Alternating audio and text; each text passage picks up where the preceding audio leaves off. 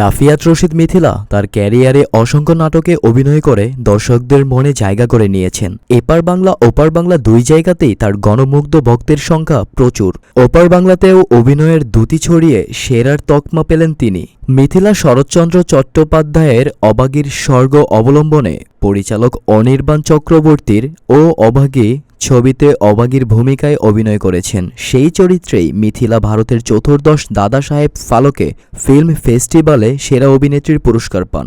ভারতীয় গণমাধ্যমে মিথিলা বলেন, আমি খুব খুশি পুরস্কার পেয়ে। আমার গোটা টিমকে আমি ধন্যবাদ জানাই, বিশেষ করে প্রযোজক এবং পরিচালককে সাধুবাদ জানাই।